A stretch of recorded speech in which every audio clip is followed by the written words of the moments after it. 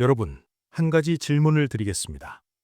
1985년 대학생이 한 달 아르바이트비로 50만 원을 모았습니다. 그 돈을 어딘가에 넣어두고 완전히 잊어버렸어요. 40년이 지난 지금 그 통장을 열어봤더니 얼마가 들어있었을까요? 무려 1억 원이 넘습니다. 연평균 수익률 14%, 40년간 누적 수익률 약 2만 퍼센트. 이게 현실입니다. 그리고 이 숫자의 정체가 바로 오늘 우리가 파헤칠 나스닥 100입니다. 그런데 잠깐요. 이렇게 좋은 게 왜 모든 사람이 부자가 아닐까요? 당연히 함정이 있습니다. 2000년에 투자했다면 원금을 회복하는 데만 15년이 걸렸고 2008년엔 자산의 42%가 순식간에 증발했습니다. 오늘 저는 이 양날의 검을 어떻게 현명하게 쥐어야 하는지 처음부터 끝까지 낱낱이 알려드리겠습니다. 본론으로 들어가기 전에 먼저 이 이야기의 무대를 이해해야 합니다. 여러분은 동네 시장을 떠올려 보세요. 어떤 가게는 사람들이 줄을 서고 어떤 가게는 파리만 날립니다. 잘 되는 가게는 권리금이 오르고 안 되는 가게는 문을 닫죠. 주식시장도 똑같습니다. 다만 여기서 거래되는 건 가게 자체가 아니라 그 가게의 지분입니다. 미국에는 두 개의 거대한 시장이 있습니다. 첫 번째는 1792년에 문을 연 뉴욕 증권거래소입니다. 230년 역사의 터줏대감이죠. 코카콜라, 디즈니, JP모건 같은 전통의 강호들이 모여 있는 곳입니다. 입장 기준이 까다롭기로 유명해서 여기 상장되면 그 자체로 신뢰의 상징이었습니다. 그런데 1971년 완전히 다른 성격의 시장이 등장합니다. 바로 나스닥입니다. 이름 자체가 전자식 자동 호가 시스템이라는 뜻입니다. 핵심은 자동과 전자입니다. 당시 NYSE에서는 사람들이 직접 객장에 모여서 손짓과 고함으로 거래했습니다. 영화에서 보던 그 아수라장이죠. 나스닥은 이걸 완전히 뒤집었습니다. 컴퓨터 화면 앞에서 클릭 몇 번으로 전 세계 어디서든 거래할 수 있게 만든 거죠. 1970년대에 이런 시스템을 만든 건 오늘날로 치면 아이폰이 처음 나왔을 때의 충격과 비슷합니다. 그리고 이 새로운 시장은 특별한 손님들을 끌어들였습니다. 뉴욕 거래소의 까다로운 문턱을 넘기엔 아직 젊지만 폭발적인 성장 잠재력을 가진 기업들, 바로 애플, 마이크로소프트, 인텔 같은 당시의 스타트업들이었습니다. 결국 미국 주식시장에는 두 개의 성격이 공존하게 됩니다. 하나는 검증된 클래식을 모아놓은 박물관, 다른 하나는 미래를 실험하는 연구소. 자, 그럼 여기서 질문이 생깁니다. 친구가 오늘 주식시장 어땠어? 라고 물어보면 뭐라고 대답하시겠어요? A 회사는 3% 올랐고, B 회사는 2% 빠졌고, C 회사는 변동 없고, 이렇게 수천 개를 읊을 수는 없잖아요. 그래서 만든 게 주가 지수입니다. 회사 전체 직원의 성과를 일일이 따지지 않고 회사 매출 하나로 건강 상태를 판단하는 것과 같은 원리예요. 수많은 기업의 주가를 특정 공식으로 합쳐서 하나의 숫자로 보여주는 겁니다. 나스닥 시장 전체의 체온을 보여주는 지수가 나스닥 종합지수입니다. 여기엔 나스닥에 상장된 3,000개가 넘는 모든 기업이 포함되어 있죠. 그런데 여기서 한 투자자가 이런 생각을 합니다. 전교생 평균 성적은 솔직히 관심 없어요. 전교 1등부터 100등까지 그 엘리트들만 따로 추적하는 성적표는 없나요?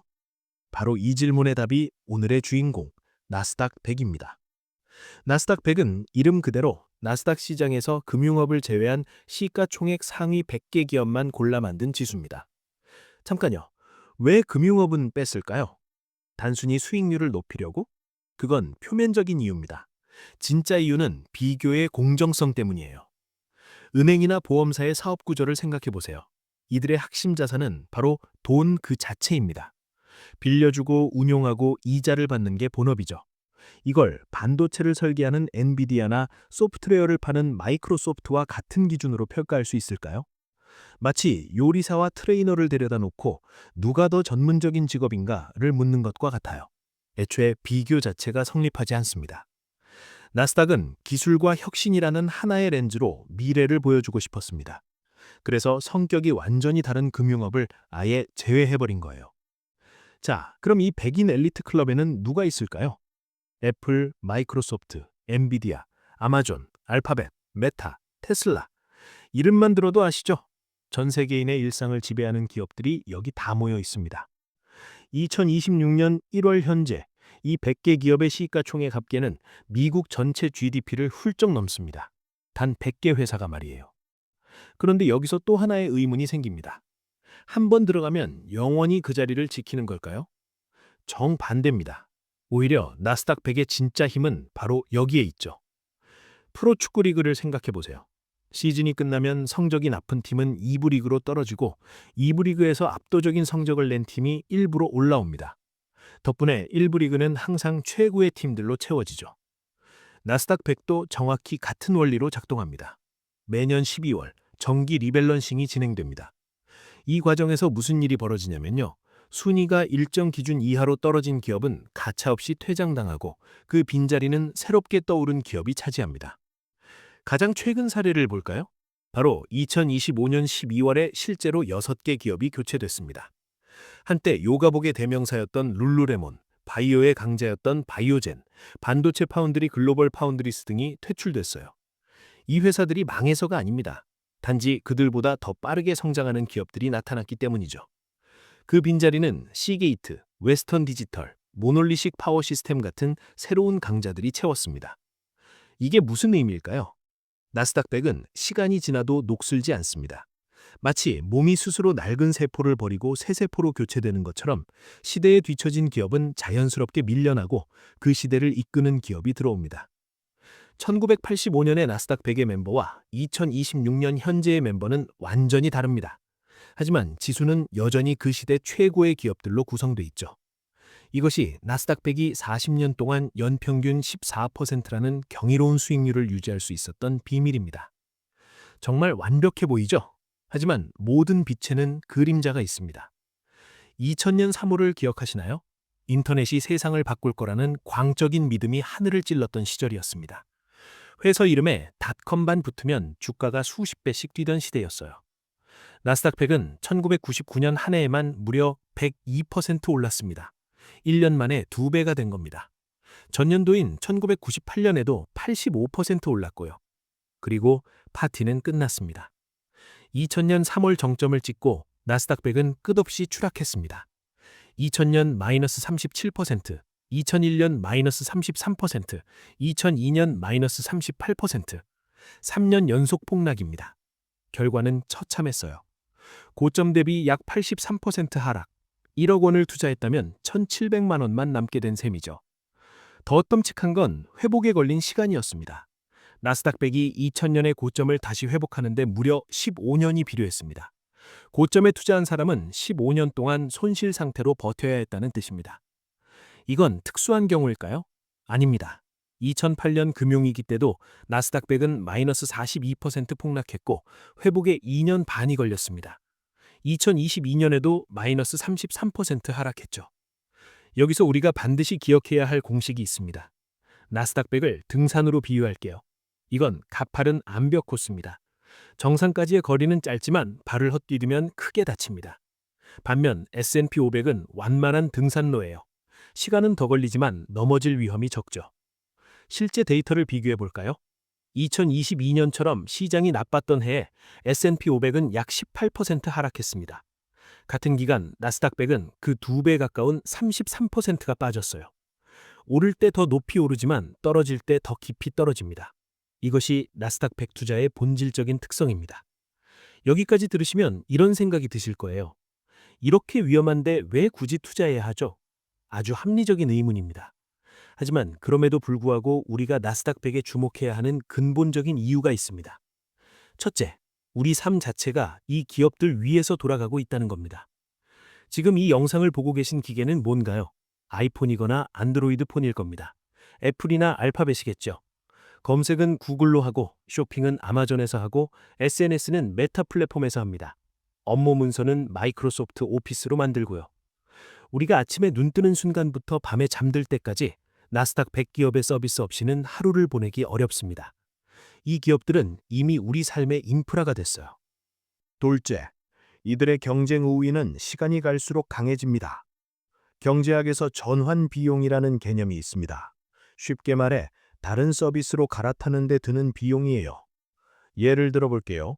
여러분이 10년간 아이폰을 써왔다면 아이클라우드에 사진이 수만 장 있고 앱스토어에서 산 앱들이 있고 에어팟과 애플워치가 연동되어 있겠죠. 이 상태에서 앤드로이드로 갈아타려면 어마어마한 불편을 감수해야 합니다. 이게 바로 빅테크 기업들의 해자입니다. 사용자가 많아질수록 서비스의 가치가 올라가고 서비스 가치가 올라갈수록 사용자가 떠나기 어려워지는 선순환 구조. 셋째, 미래 산업의 주도권을 쥐고 있습니다. 2026년 현재 전 세계를 뒤흔드는 키워드는 단연 인공지능입니다. 그리고 AI 시대의 핵심 인프라를 누가 만들고 있나요? 엔비디아가 GPU를 공급하고 마이크로소프트가 AI 서비스를 배포하고 알파벳이 AI 모델을 개발하고 아마존이 클라우드 인프라를 제공합니다. 전부 나스닥 100 기업들이에요. 2000년 닷컴 버블 때와 지금의 결정적인 차이가 여기 있습니다. 당시 기업들은 인터넷이 뭔가 대단할 것 같다는 막연한 기대에 의존했어요. 수익 모델도 없이 주가만 올랐죠. 하지만 지금의 빅테크들은 다릅니다. 실제로 천문학적인 매출과 이익을 내고 있고 AI라는 구체적인 기술로 미래를 설계하고 있습니다. 자, 이제 가장 실질적인 질문으로 넘어가겠습니다. 첫 번째, 무엇을 살 것인가? 나스닥 100에 투자하고 싶다고 100개 기업 주식을 하나하나 살 필요는 없습니다. 그건 비효율의 극치예요. 가장 간단한 방법은 ETF를 사는 겁니다. ETF는 여러 주식을 한 바구니에 담아놓은 상품이에요. 한 주만 사도 100개 기업에 동시에 투자하는 효과를 얻습니다. 나스닥 100을 추종하는 대표 ETF는 두 가지입니다.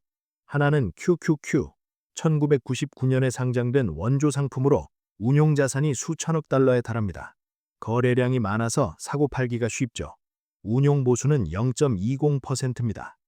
다른 하나는 QQM, 2020년에 나온 동생 상품이에요. QQQ와 완전히 같은 지수를 추종하지만 운용 보수가 0.15%로 더 낮아요. 25%나 저렴한 거죠. 어떤 걸 선택할지는 여러분의 투자 스타일에 달렸습니다.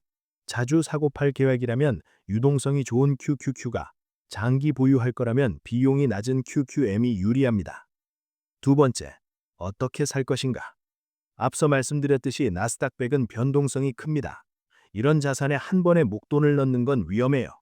가장 현명한 방법은 정액 분할 매수입니다. 매달 정해진 날짜에 정해진 금액만큼 기계적으로 사는 거예요. 월급날에 30만 원씩 이런 식으로요. 이렇게 하면 신기한 일이 벌어집니다. 주가가 비쌀 때는 적게 사고 쌀 때는 많이 사게 되면서 자연스럽게 평균 매입 단가가 낮아져요. 더 중요한 건 심리적 효과입니다. 지금 사야 하나 더 떨어지면 어쩌지? 라는 고민에서 완전히 해방됩니다. 그냥 정해진 날에 사면 되니까요.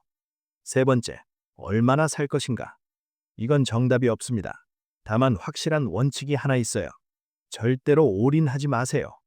나스닥 100이 아무리 매력적이어도 전 재산을 한 곳에 몰아넣는 순간 여러분의 운명은 그 자산의 변동성에 완전히 종속됩니다. 한 가지 예시를 드릴게요. 투자금의 60에서 70%는 좀 더 넓게 분산된 자산에 배분하고 나머지 30에서 40%를 나스닥 100에 투자하는 방식이 있습니다. 이렇게 하면 시장이 좋을 때는 나스닥 100이 수익률을 끌어올리고 나쁠 때는 다른 자산이 충격을 완화해 줍니다. 균형 잡힌 포트폴리오의 핵심이에요. 물론 이건 하나의 예시일 뿐입니다. 각자의 나이, 소득, 투자 목표에 따라 비율은 달라져야 합니다. 오늘 우리는 긴 여정을 함께 했습니다. 1971년 컴퓨터 화면 앞에서 시작된 혁명, 나스닥의 탄생부터 그 중에서도 정예 100인을 따로 모은 나스닥 100의 정체, 매년 스스로 낡은 멤버를 퇴출시키고 새로운 강자를 수혈하는 자동 정화 시스템의 비밀까지, 그리고 그 화려할 뒤에 숨어있던 닷컴 버블의 악몽, 83% 폭락과 15년의 회복 기간이라는 냉혹한 현실도 함께 들여다보았습니다. 결국 오늘의 모든 내용은 몇 가지 핵심 질문으로 압축됩니다. 첫째, 당신은 안정적인 등산로를 택하시겠습니까? 아니면 가파른 암벽 코스에 도전하시겠습니까? 둘째, 당신은 시장 전체의 평균을 따라가시겠습니까? 아니면 최정상 엘리트들과 함께 하시겠습니까? 셋째, 당신은 더 높은 정상과 더 깊은 계곡, 이 양쪽을 모두 받아들일 준비가 되셨습니까? 이 모든 질문은 결국 하나로 이어집니다. 20년 후, 당신의 자산은 어떤 기업들과 함께 성장해 있기를 원하십니까? 이건 단순히 수익률에 대한 질문이 아닙니다. 당신이 어떤 미래를 믿는지, 어떤 변화에 당신의 자본을 태우고 싶은지에 대한 철학적인 질문입니다. 정답은 없습니다. 다만 당신만의 답을 찾고 그 답에 따라 꾸준히 실천하는 것, 그것이 투자의 본질입니다. 여러분의 여정을 응원합니다.